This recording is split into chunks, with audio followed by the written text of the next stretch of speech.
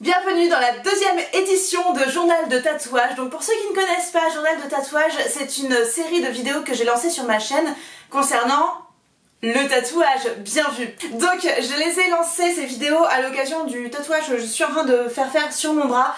Donc à chaque nouvelle session de tatouage, je vous fais une vidéo pour vous parler un petit peu de mon expérience, de mon ressenti, de la douleur, etc. et répondre à toutes les questions qu'on peut avoir par rapport à ça. Donc pour ceux qui n'ont pas encore vu la première édition, donc le journal de tatouage numéro 1, je vous le laisse juste là dans le petit i. Je sais plus s'il est de ce côté-là de l'écran ou de ce côté là. Donc je vous laisse cliquer si ça vous intéresse d'aller regarder le début de cette vidéo, puisque vous aurez des informations que je ne vais pas répéter ici de nouveau, qui se situe juste là. Donc je vous laisse cliquer et aller voir ça. Donc je suis allée me faire la deuxième session de tatouage de mon bras ce mardi, donc le mardi 9 avril. Donc je suis retournée évidemment chez la même tatoueuse qui s'appelle Chloé.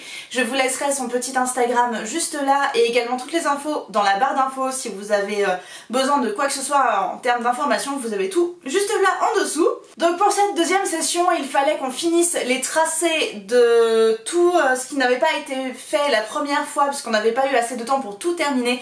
Donc il manquait des pièces qui se situent là à l'arrière de mon bras, et on a également commencé la couleur. Donc ça, j'avais trop hâte et je suis trop contente qu'on ait enfin commencé à faire les remplissages en couleur. Donc j'y suis allée mardi, je suis restée toute la journée à Lille pour l'occasion. Donc je suis partie en train et je suis rentrée en bus, parce que mine de rien les bus Lille-Paris sont vraiment pas chers. Donc ça peut être intéressant pour vous si jamais vous souhaitez aller vous faire tatouer là-bas, ou juste aller passer une journée par exemple.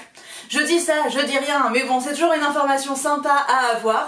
Et donc j'ai commencé la journée non pas en me faisant tatouer, mais en faisant les ongles de Chloé, puisque pour ceux qui ne savent pas, je suis nail artiste, c'est mon métier. Donc je lui ai fait des ongles de sirène bleu pâle avec des petits stickers qui brillent dessus. Donc voilà, j'étais assez contente de lui faire ça, et j'ai filmé pas mal pendant cette journée-là. Donc du coup je vais pouvoir vous inclure plein de petites images dans cette vidéo, et ça c'est vraiment cool. Pour continuer ce qui avait déjà été fait sur la première session de tatouage, Chloé avait pris des photos de ce qu'elle avait fait lors de la première session, et elle a juste eu à reposer les stencils donc sur les tracés qui manquaient à l'arrière de mon bras, en se fixant sur les photos qu'elle avait déjà faites. Donc le stencil, c'est un espèce de papier carbone qui sert au tatoueur à avoir le premier tracé sur la peau. Donc ça se fait avec le dessin du tatoueur, il y a une espèce de machine et un espèce de papier carbone, donc il passe tout ça dans la machine, et ensuite le stencil ressort. Il y a juste besoin ensuite de le poser sur la peau de la personne qui va se faire tatouer, et du coup ça fait comme une première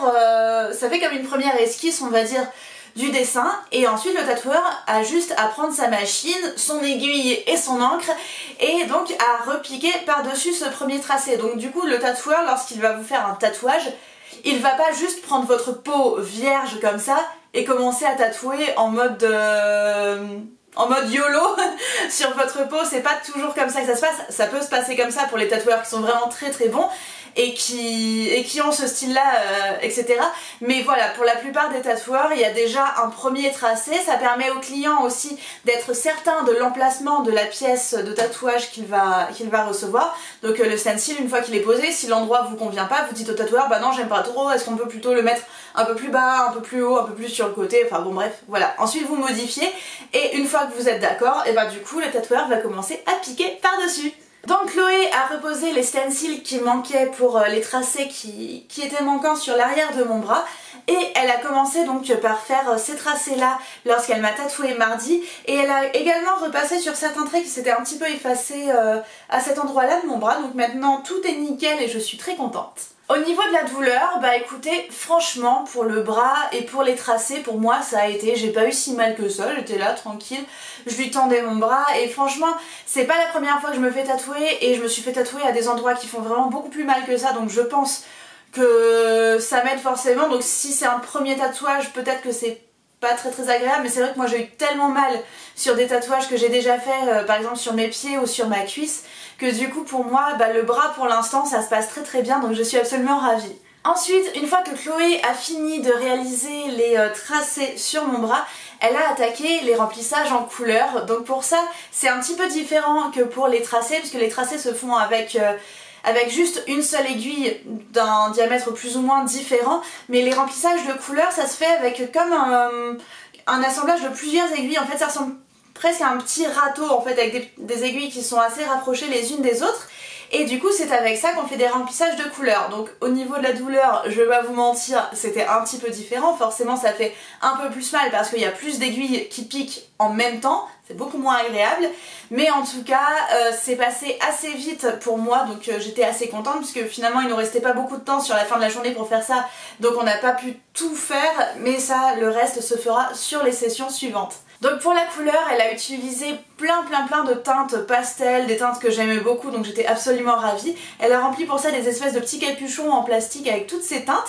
Et l'avantage aussi c'est que Chloé utilise des encres qui sont véganes, donc ça je trouve ça vraiment très cool parce que du coup si je peux me faire tatouer sans que des petits animaux aient souffert pour réaliser les encres de tatouage, et bah écoutez, moi je trouve ça vraiment cool. Je voulais vous faire aussi un petit update au niveau des soins parce que comme vous savez, je vous en avais parlé dans le premier journal du tatouage, j'ai utilisé la Hustle Butter, donc c'est comme une espèce de petite crème qui est assez solide, donc ça se présente comme ceci, c'est tout blanc à l'intérieur.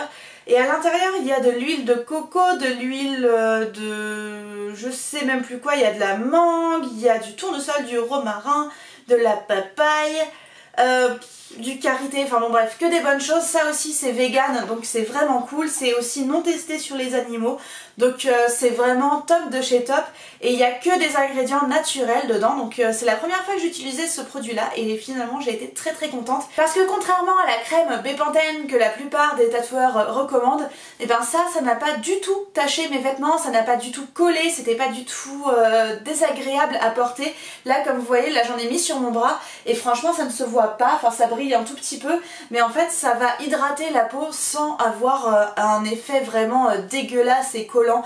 Donc ça pour moi ça a été un avantage énorme. D'ailleurs j'ai été également super surprise d'un effet de cette crème, c'est-à-dire que là au niveau de ce doigt là, j'avais toujours des espèces de petites plaques de peau sèche dont ça faisait genre 2 ans que j'avais ça et j'arrivais pas à m'en débarrasser, c'était juste grave relou. Je mettais tout le temps de la crème, de l'huile, etc. dessus, mais il y avait rien à faire, ça voulait pas partir.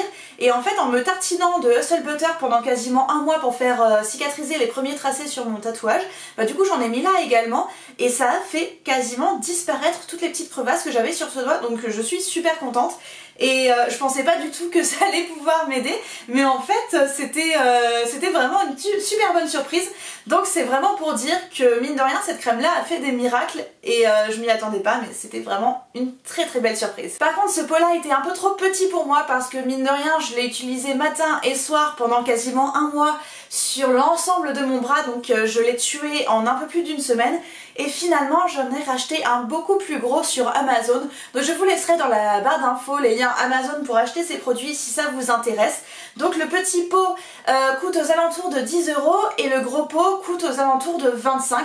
Donc oui effectivement c'est beaucoup plus cher que la crème Bepanthen justement dont je vous parlais, ce qu'on peut payer en pharmacie, mais moi je trouve que pour avoir une cicatrisation parfaite pour un tatouage qu'on va garder toute sa vie, ça sert à rien d'être radin de 10 ou 20 balles parce que mine de rien je préfère avoir une cicatrisation vraiment nickel avec un produit qui est dédié et qui est super efficace plutôt que de prendre un produit qui est bof et pas vraiment fait pour ça et le payer moins cher.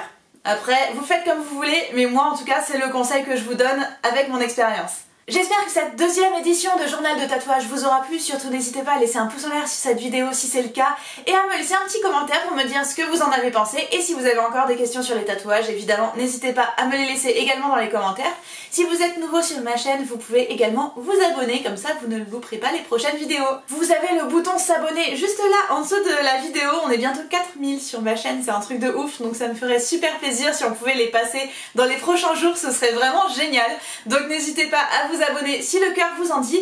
Moi je vous fais d'énormes bisous et je vous dis à vendredi prochain à 17 h pour une prochaine vidéo. Ciao ciao.